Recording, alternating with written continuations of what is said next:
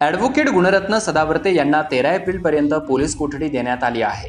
11 April रोजी झालेल्या कोर्टाच्या सुनावणीमध्ये सदावर्ते यांच्या कोठडीमध्ये वाढ करण्यात आली. एसटी कर्मचाऱ्यांना चिथावणी दिल्याच्या आरोपाखाली वकील गुणरत्न सदावर्ते यांना न्यायालयाने पोलीस कोठडी सुनावली आहे.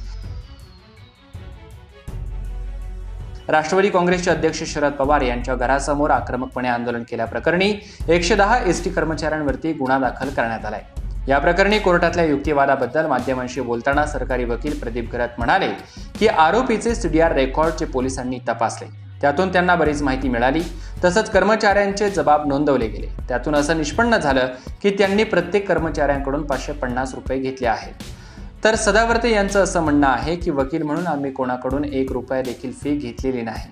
पण साक्षीदारांचं असं म्हणणं आहे की 550 रुपये प्रत्येक कर्मचाऱ्याकडून घेण्यात आले, म्हणजे पोलिसांच्या म्हणण्यानुसार त्यांनी 1,80,00,000 रुपये कर्मचाऱ्यांकडून गोळा केलेले आहेत.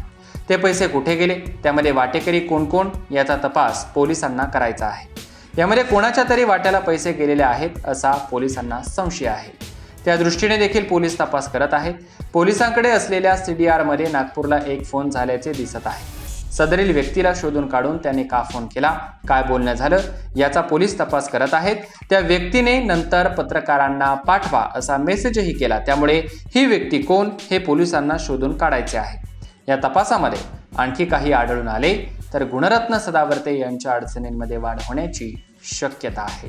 ब्युरो रिपोर्ट, आपला आवाज, मुंबई.